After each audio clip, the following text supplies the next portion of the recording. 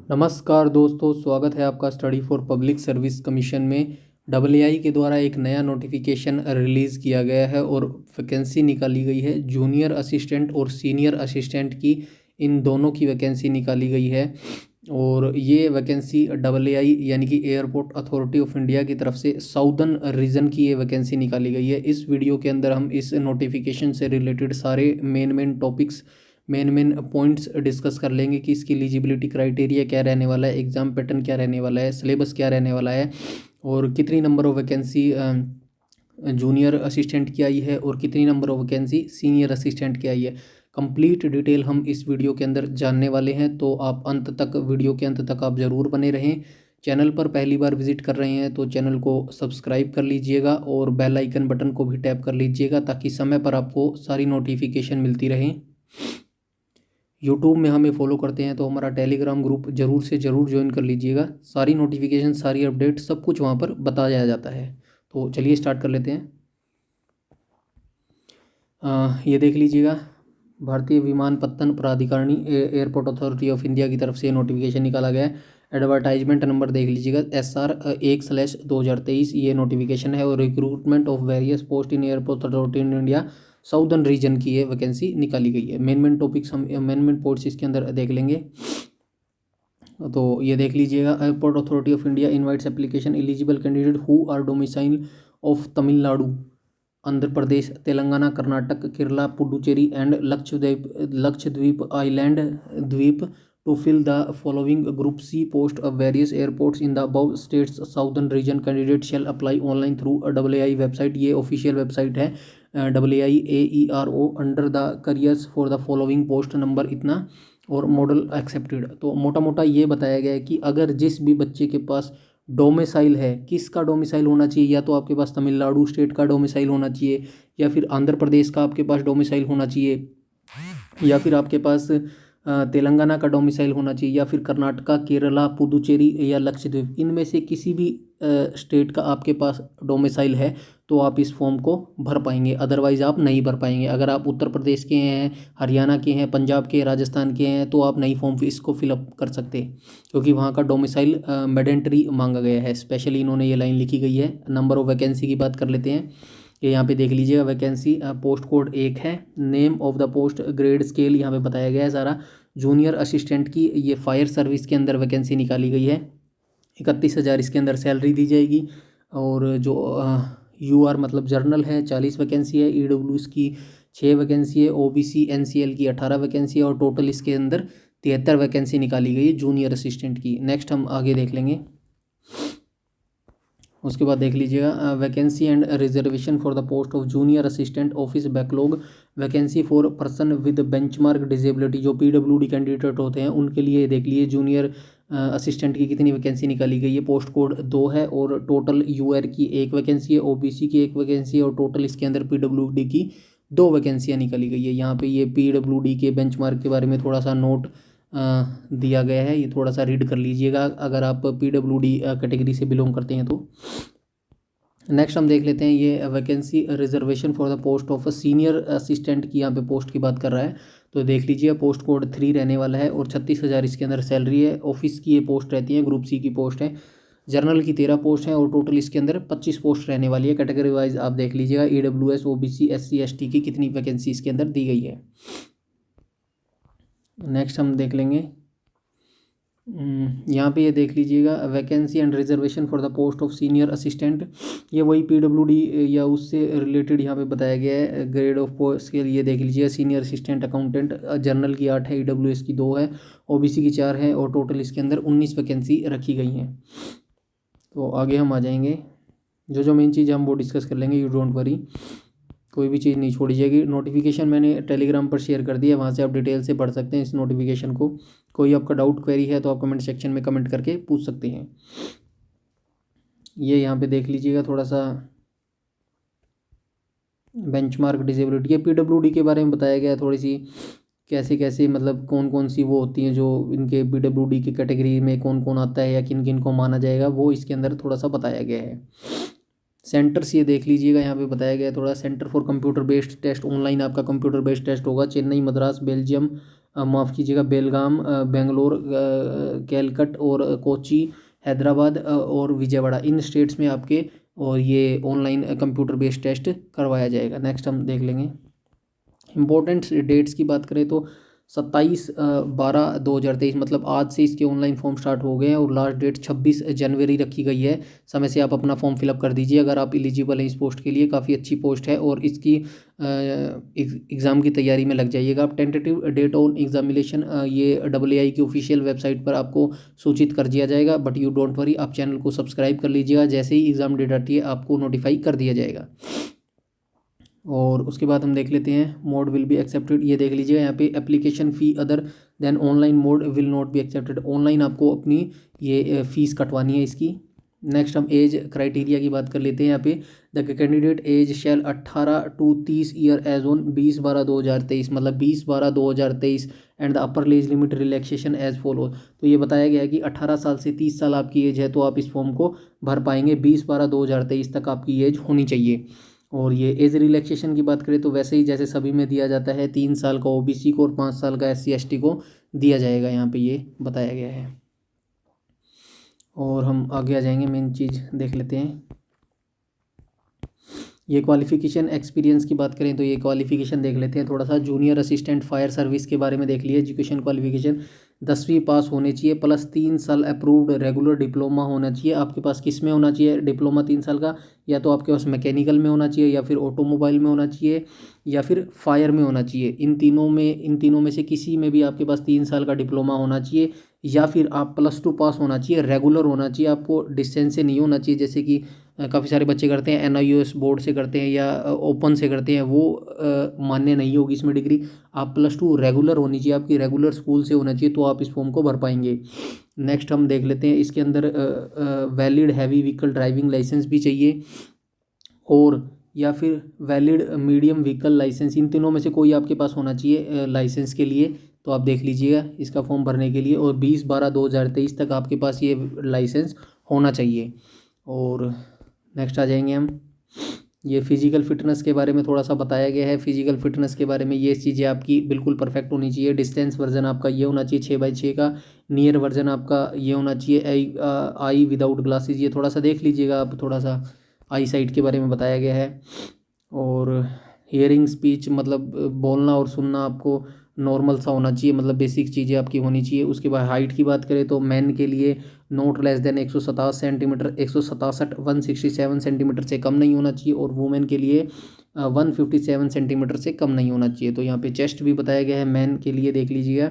Minimum expansion 5 centimetre, मतलब छाती का जो फुलाव करोगे आप वो 5 सेंटीमीटर आपका होना चाहिए। वेट देख लीजिएगा, नॉट लेस देन 55 किलोग्राम से कम नहीं होना चाहिए मैन के लिए, और फीमेल जो लड़कियां हैं उनके लिए 45 किलोग्राम से कम नहीं होना चाहिए वेट। ये थोड़ा सा यहाँ पे बताया गया है। ये डिस्क्वालिफिकेशन में थोड़ा सा बताया गया है कि इनको डिस्क्वालीफाई कर जाएगा। नोकनी, मतलब जिनके वो जो पैर के जो नीचे का हिस्सा होता है वो चपटा नहीं होना चाहिए। बो लेग्स, ये थोड़ा सा देख लीजिएगा, एक बेसिक सी चीज़ यहाँ पे बताई गई है। जूनियर असिस्टेंट ऑफिस की बात कर लीजिएगा। एजुकेशन क्वालिफिकेशन, इसमें ओनली ग्रेजुएट मांगे गए हैं। जिस भी बच्चे ने ग्रेजुएशन पास की है, नॉर्मली ग्रेजुएशन आपने किसी भी स्ट्रीम से की है, BA से की है, BSc से की है, MCA से की है, BCA से की है, कुछ भी किया आपने, आप जूनियर असिस्टेंट ऑफिस का फॉर्म भर पाएंगे। नेक्स्ट देख लीजिए, सीनियर असिस्टेंट की बात कर लेते हैं, इलेक्ट्रॉनिक्स की। इसके अंदर एजुकेशन क्वालिफिकेशन देख लीजिएगा। पोस्ट क्वालिफिकेशन एक्सपीरियंस, इसके अंदर एक्सपीरियंस भी मांगा गया है।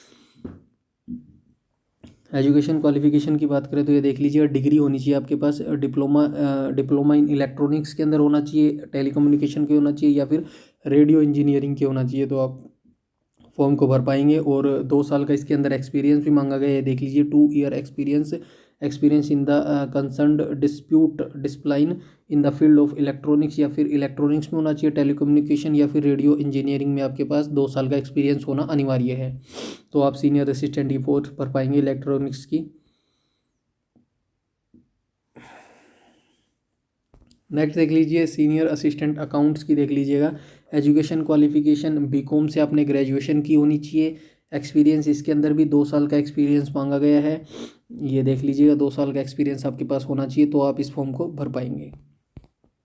नेक्स्ट देख लीजिए, सिलेक्शन प्रोसेस एंड सिलेबस देख लेते हैं। जूनियर असिस्टेंट फायर सर्विस के बारे में देख लेते हैं। स्टेज 1 में आपसे क्या कंडक्ट होगा, कंप्यूटर बेस्ड आपका टेस्ट होगा और ड्यूरेशन 2 घंटे आपको समय दिया जाएगा। Minimum pass marks will 50 out of 100, 100 में से 50 मिनिमम मार्क्स आपके आने चाहिए। यूआर ईडब्ल्यूएस ओबीसी कैंडिडेट 40 आपको आने चाहिए, 100 फॉर एससी एसटी कैंडिडेट। तो ये देख लीजिएगा 100 में से 50 मार्क्स आने चाहिए। जनरल ईडब्ल्यू ओबीसी के ये मिनिमम क्राइटेरिया है और 40 मार्क्स आने चाहिए एससी एसटी कैंडिडेट्स के, ये मिनिमम क्राइटेरिया सेट किया गया है।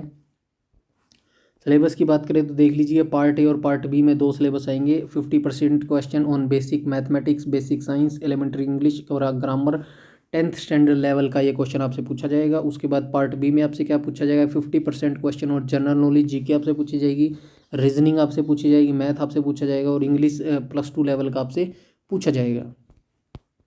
स्टेज 2 में आपसे क्या होने वाला है देख लीजिएगा। On passing the computer based test shortlisted candidate shall in the subject to certificate document verification followed by medical examination, physical measurement test, those cleared in the medical examination shall be allowed driving test, light motor vehicle. ये बताया गया है कि stage 2 में आपसे क्या conduct करवाया जाएगा। जैसे ही आप CBT 1 computer based test pass कर लेंगे तो उन सभी छात्र छात्राओं को डॉक्यूमेंट वेरिफिकेशन के बुलाया जाएगा। उसके बाद आपका मेडिकल एग्जामिनेशन होया जाएगा। मेडिकल एग्जामिनेशन के बाद जो बच्चे जिस पोस्ट के लिए ड्राई लाइसेंस अप्लाई है तो उसके लिए ये एंड्योरेंस टेस्ट भी PET कंडक्ट करवाया जाएगा। तो ये यहाँ पे थोड़ा सा बताया गया है। फिजिकल की बात करें तो PET देख लीजिएगा 100 मीटर रनिंग आपसे करवाई जाएगी, रोप क्लिम्बिंग करवाई जाएगी, जो रस्सी को पकड़ के ऊपर चढ़ते हैं वो आपसे करवाया जाएगा, पोल क्लिम्बिंग करवाया जाएगा, 60 metres running with human dummy, full ladder climbing ये करवाया जाएगा। और each test carries maximum 20 marks के हर स्टेज आपकी होने वाली है। यहाँ पे ये देख लीजिएगा, ये थोड़ा सा डिटेल से बताया गया, आप देख लीजिएगा। यहाँ पे थोड़ा सा बता दिया गया है। हम डायरेक्ट नीचे आ जाएंगे।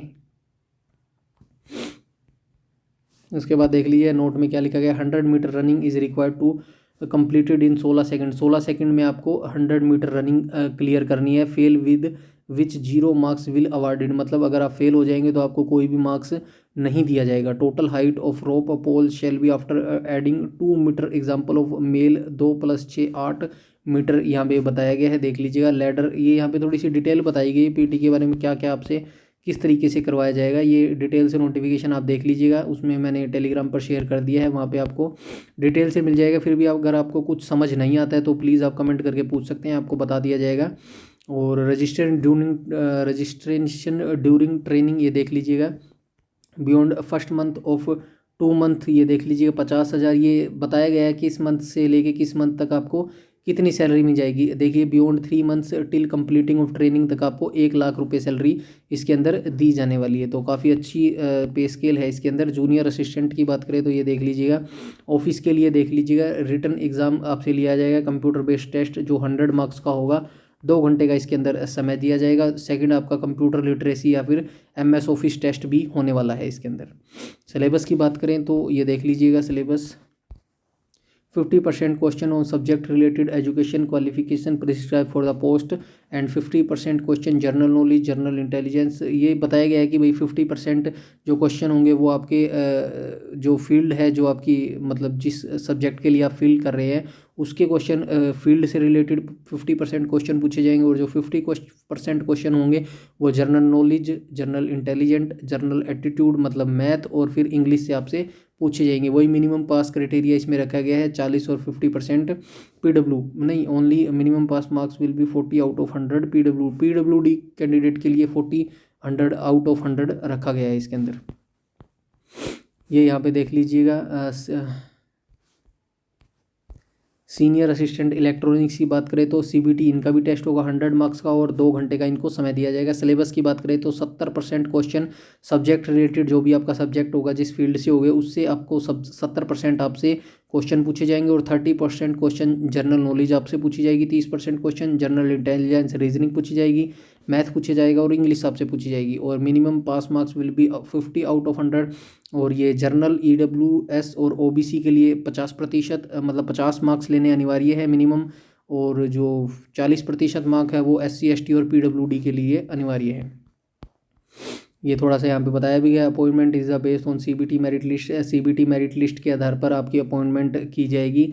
Successfully completion of initial training for 12 weeks की आपकी ट्रेनिंग करवाई जाएगी। On the job training for the period 4 weeks, 4 week के दौरान during the training period candidates पर 25,000 आपको पर मंथ दिया जाएगा। ये यहाँ पे थोड़ा सा बताया गया है। उसके बाद ये डिटेल्स यहाँ पे बता दिया गया है, इस मंथ के बीच में आपको इतनी सैलरी दी जाएगी। सीनियर असिस्टेंट अकाउंट की बात करें तो इसमें भी आपका कंप्यूटर बेस्ड टेस्ट होने वाला है। 100 मार्क्स का होगा, 2 घंटे का आपको समय दिया जाएगा। 70% क्वेश्चन वही आपका रिलेटेड फील्ड से आएंगे और 30% general knowledge, intelligence, reasoning, math और इंग्लिश के आपसे रहने वाले हैं। ये यहाँ पे बताया गया। एप्लीकेशन की फ़ीस बात करें तो एप्लीकेशन फ़ीस 1000 आपकी फ़ीस लगने वाली है, इंक्लूडिंग GST लगा के। Paid the candidate belonging UR OBC EWS category, इन सभी कैटेगरी की 1000 आपकी फ़ीस रहने वाली है। तो यहाँ पे ये बताया गाइडलाइंस में देख लीजिएगा, थोड़ी बेसिक सी जानकारी यहाँ पे दी गई है। और 27 दिसंबर आज से इसके ऑनलाइन फॉर्म स्टार्ट हो गए हैं। 26 जनवरी इसकी लास्ट डेट है, समय से आप अपना फॉर्म फिलअप कर लीजिएगा। तो ये इसकी मेन चीज़ें थी जो हमने डिस्कस कर ली हैं। बाकी तो आई थिंक कोई मेन चीज़ नहीं है, ये बेसिक सी चीज़ें हैं। अगर आप पढ़ना चाहें तो नोटिफिकेशन डिटेल से पढ़ सकते हैं। मैंने वहाँ पे टेलीग्राम पर शेयर कर दिया है नोटिफिकेशन, वहाँ से डाउनलोड करके आप पढ़ सकते हैं। बाकी फिर भी अगर आपको कोई डाउट है, कुछ समझ नहीं आ रहा है, तो आप कमेंट सेक्शन में कमेंट करके पूछ सकते हैं। आपकी प्रॉब्लम को सोल्व कर दिया जाएगा। चैनल पर पहली बार विजिट कर रहे हैं तो चैनल को सब्सक्राइब कर लीजिए और बेल आइकन बटन को भी टैप कर लीजिएगा, ताकि समय पर आपको सारी नोटिफिकेशन मिलती रहे। यूट्यूब में हमें फॉलो करते हैं तो हमारा टेलीग्राम ग्रुप जरूर ज्वाइन कर लीजिएगा। सारी नोटिफिकेशन, सारी अपडेट, सब कुछ यहाँ पर बताया जाता है। इस वीडियो में इतना ही रखते हैं, तब तक के लिए धन्यवाद।